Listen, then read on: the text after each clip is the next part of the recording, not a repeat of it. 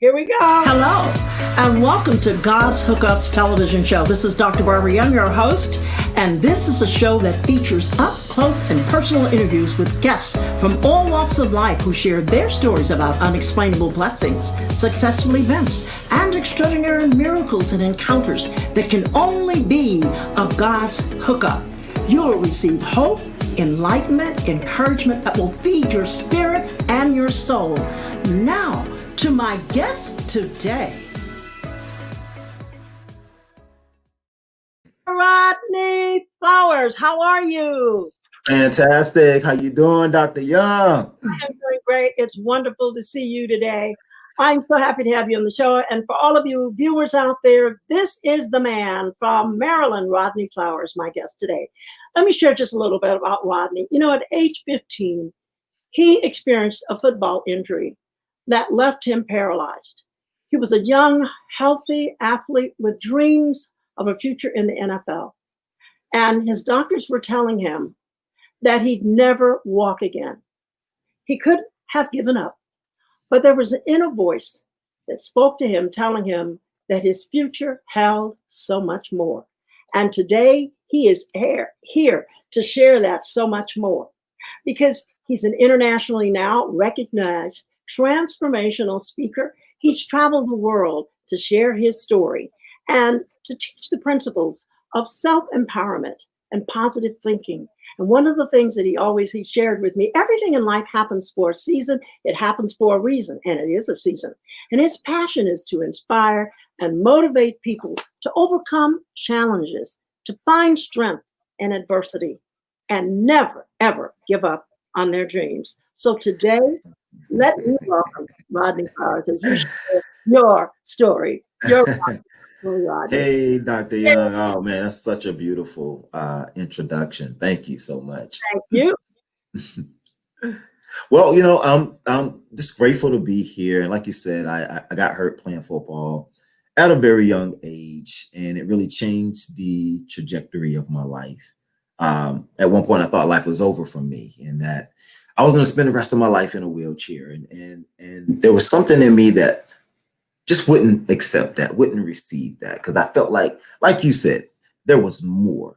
And I wanted to win in life. And I think like now with everything that's going on in the world, a lot of people are feeling defeated. They feel that, you know, COVID-19 is here. And how do I navigate this challenge? How do I get over this challenge? How do I get to the other side of the mountain? And I certainly understand what that feels like. I was in that place before, and I felt like there was no way, there was no medicine, there was no cure, there was no procedure, nothing that you can do for paralysis. And I had to turn inward and find inner strength. And I remember laying on my bed one night and just really thinking about what I've lost and the pain. And I'm sure a lot of people are thinking about what they've lost with this situation, and they're going through a lot of pain. And I felt like I started asking myself questions like, you know, why am I in so much pain? What did I feel like I lost? And there was things that I wanted to accomplish as a football player. You know, I wanted the lifestyle. I wanted obviously to be on the field and play the game. I had love for the game. And I started thinking about how I could still accomplish that, even in a wheelchair, even injured. How can I accomplish that? And so I began to think about how what had happened to me was the greatest opportunity. Because if I could overcome this, or if I could demonstrate that I'm not going to give up, even in the worst time of my life, if I'm still going to give it my all, I'm going to try to be successful. I'm going to think of new ways of getting to the goal of what I wanted to accomplish in life. And that would inspire people. As a result of doing that, people would maybe be inspired to do the same thing for themselves. I could write a book, I could become a speaker, and all of these things were playing in my mind. And I realized that I couldn't quit because I had the greatest opportunity, greater than even going to the NFL. And so I committed to that. I committed to being that guy, being that person. And that affected my identity, who I am, and the person that I needed to be in order to accomplish that. And I made a vow to myself that that's the guy that I was going to be. And now I look at challenges a lot differently because I believe as a result of making that pivot, making that change in my life, I became more resilient. I began to see that obstacles and challenges in my life were just opportunities for me to grow, opportunities for me to see the field, if you will, just a little bit differently. And I fully accept that now. And that's my message to a lot of people when with dealing with COVID, dealing with whatever challenge that you may have going on in your life. I understand that it's uncomfortable. I understand that it's maybe a little painful, and you may have even suffered some loss in that. But I'm here to tell you today that there's an opportunity in every challenge. It comes with the seed of opportunity. And the seed of opportunity can only be seen through the eye of possibility. And I believe in giving yourself the opportunity of possibility. And what that means is having the perception that if I can overcome this thing, I'm going to be better. And what does that look like for you? I always ask myself, who do I need to be in order to overcome the challenge that I'm not looking for anything from out there. I'm not looking for anyone to relieve the pain or take the problem away, because if they take the problem away, they essentially take my growth away. They take whatever it is in this thing for me to get or me to gain. And that requires a certain perception about challenges. A lot of times when challenges come, we feel defeated. We feel upset about it because it changes the trajectory that we were on. We all have a goal. We have a path in mind that we're going to take to get wherever we want to go. And when something is placed in that path, we don't like that. It's uncomfortable. Now we got to think about a different way of doing it. We don't really want to change the way we've been going. And so we have to deal with ourselves first. One of the first things I teach when I'm talking about when I'm training on being resilient is self-regulation. That is one of the most hardest things for people to do. It was a very hard thing for me to do. It took me a year to regulate myself and put myself in a place where I could perceive my challenge as a possibility, because we get into this reaction mode. You can see that now in the media with COVID-19, with social injustice. We react in a certain way, and we just react because of emotion. Like, I get it, we're human, but sometimes we have to take a step back and we have to self-regulate. And you have to self-regulate to bring yourself back to presence, to calm yourself down, to put yourself in a space where you can truly see what's really happening and how do I respond? What would be a good way for me to respond? And it allows you to see how you've been reacting to the situation. And it allows you to ask yourself, has the way you've been reacting, how has that served you? How is that serving you? Because the way I was reacting, I was upset, mad at the world, wanted to give up. I was cussing and fussing, and I felt like life was over, and that just wasn't serving me. And, I had the right. It doesn't mean that I didn't have the right to do that. I had every single right to do that because it hurt. It's painful. When something hurts, you yell out, And so that's what I was doing. But until I came to that space where I realized that the way I was reacting, I took ownership for where I was. I wasn't blaming anyone. I came to that place where I realized it was my responsibility. Rodney, whatever was going to happen next, wherever I was going to go next, I was going to have to take responsibility, regardless of what it is and who done it or how it happened or whatever. I was going to have to take responsibility to make that change. I have a quick question.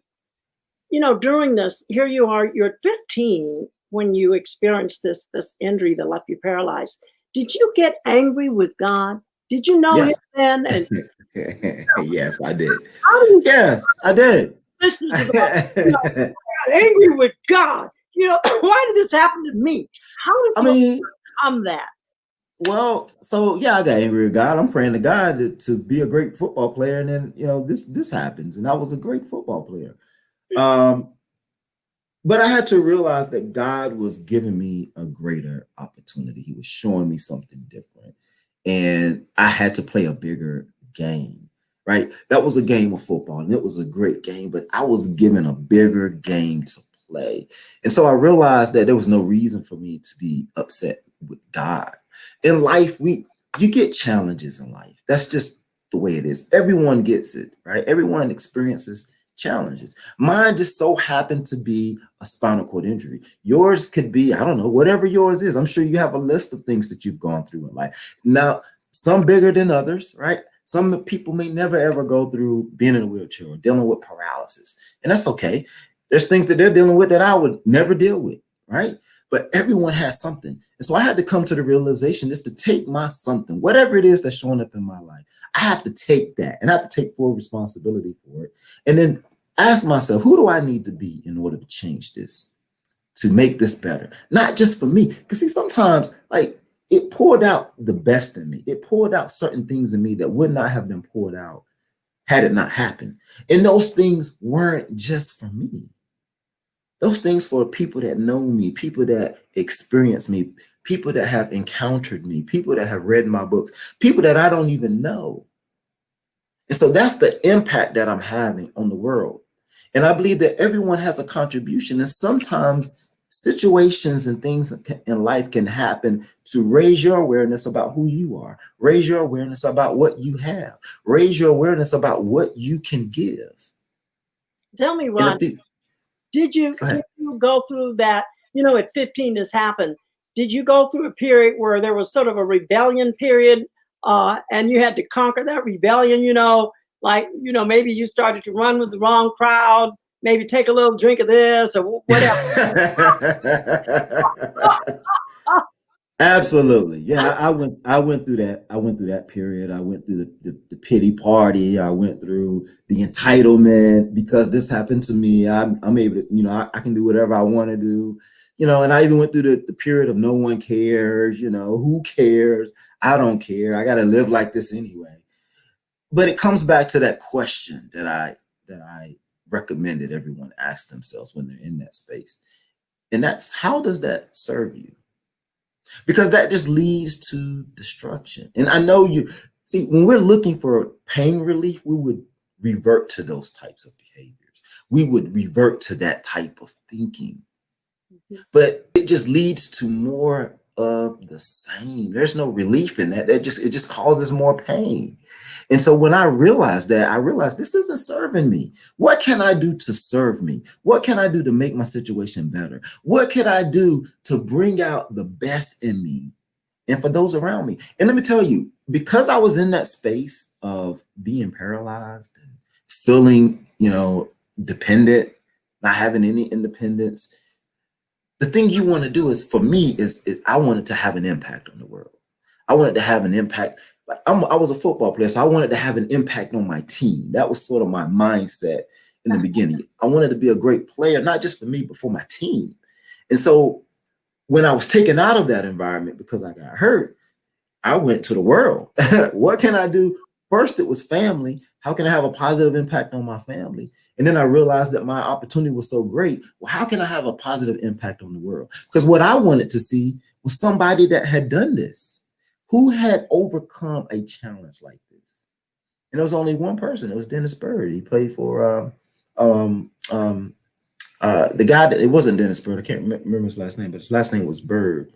And he played for the Detroit Lions. He had got paralyzed. Well, tell me this, Rodney. The one thing I want the viewers to know is that you overcame that wheelchair, that you're no longer in the wheelchair. That's correct. And so, yes, about 10 years now. And so I wanted the listeners to know that you're no longer, my viewers, you're no longer in the wheelchair. How through, you talked about how you were armed with a toolkit of faith. I love that. A toolkit of faith, perseverance, and an unwavering belief in God and yourself. So you were like partners in bringing this together, where you're now able to walk on stage and share with your viewers. I think that's remarkable. The thing that I wanted you just to have a last word on, how difficult was that with that toolkit of faith? What was your toolkit? Yeah, it was one of the most difficult things I've ever had to do in life. And it was long. Like, you know, it took me 18 years. So just to bring some context to your statement, it took 18 years to actually say, yeah, I'm not going to use the wheelchair. I'm going to walk with crutches. That's what I walk with. I walk with crutches independently. And it was the endurance and the mental strength. A lot of people think it's physical because it looks physical, but it was really having a faith that's unwavering, having a vision and being able to stick with that vision in the face of all the adversity, in the face of all of, what the doctor is saying, and the fact that there's nothing they can do. When you go and you visit and they still say there's nothing that they can do, sticking with that. And it really goes back to, who do you got to be to stick with that? What type of routines do you need to set up in order to stick with that? And I can't say I did everything right. I had a very strict routine and I got off course every now and again. But I always would go back. I always would just have that determination, that stick-to-itiveness. And I always believed, and I always seen my end. I didn't base my behavior on what was happening now. I based my behavior on what I wanted and what I seen. And that was it. And that's the part that was unwavering, because I believe in the promise. I believed in what, I had a good support system, and they would tell me, by his stripes you're healed, and I would see myself. Many people would get upset with me because I would tell them, hey, don't treat me like I'm in a wheelchair. But you are in a wheelchair. Yeah, but don't treat me like I'm in a wheelchair, don't treat me like I'm in the situation that you see me in, because that's not how I see myself. And I think that's a critical piece. Whenever you're going through a challenge, you see yourself in the challenge. Absolutely. And so you accept that, right? That becomes your identity. You see yourself in it. And I never seen that. I never would just accept that fact that I'm in a wheelchair. Like, I get it, I'm using it, but that's not who I am. I don't accept that. Every day I look in the mirror, I see the guy that's really now just what I'm doing right now. That's what I seen. And today I see something even bigger and greater. And that's what drives my behavior. Right? That's what I base my values, my standards, my identity. It's all based on that vision. I think it's so important, the things that you've shared today on God's Hookups.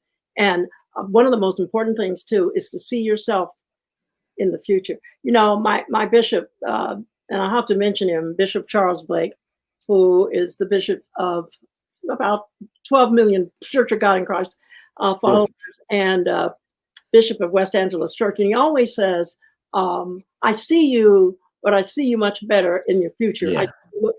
Much better in the future. And so it's like visualizing where you were going to be and not having people accept or see you as this person who's paralyzed in a wheelchair. And it's so important. And you also accept something that is that I believe in strongly, and it is the mindset. You you developed a new mindset. And when you talk about the years that it took you, and so that, for my listeners, my viewers out there, things don't happen overnight. Yeah. I mean, sometimes, yes, there are miracles that can occur. And hi, Todd. We're glad to see Todd Taylor here today. And there are miracles that do occur and can occur overnight. But oftentimes, more often than not, as you know, Rodney, it takes time. It takes perseverance. And you talk about that. And these are the principles that you learned and you're now sharing on stage today, helping individuals and groups and businesses. Isn't it interesting that you thought you were going to be this NFL player?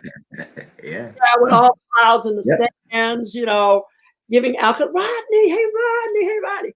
But now you have another cheering section of business leaders and people that you're empowering, and how you're helping them with the best strategies for success. So sometimes, to my viewers out there, sometimes what you think may be something that's happened that's tragic, your mindset, God can use that and turn it around for your good. For all things work together for good for those who love the Lord and are the called, according to Romans 8:28. I can't thank you enough for being on the show today. Any last minute words before we close the show, Rodney?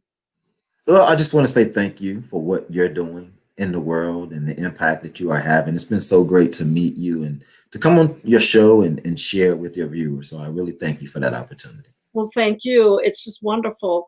And, for all of those out there that if you'd like to receive an update for all of the live upcoming shows and to see Rodney again, you can subscribe to my YouTube channel, and it's at Dr. Barbara Radio at Gmail. And then for those of you who'd like to be a guest on the show, you can contact me at Dr. B at godshookups.com. And I got also some more good news. You can follow me for any new radio, television shows on Facebook, Instagram, LinkedIn, at Dr. Barbara Young. I mean, I'm out there, really. And this is the new world. This is the new age of where we're going to go, and in the future. And I really want to thank you so much for viewing the show. Share the show with your friends, because we've got great guests that are coming on. We're booked up all the way through October. So share with your friends. Watch the show every Friday. We're bringing you 3 times, 11:30 a.m. Pacific Standard Time, 1:30 p.m. Pacific Standard Time, and 2:30 p.m. Pacific Standard Time. If you're on Eastern Standard Time, we welcome you, because it's still not too late to even catch the 2:30 show. So again, I just want to thank you for being my guest today, Rodney. You were absolutely wonderful. I just love you. And I'll have to have you on another show. We'll talk about that a little later. Okay.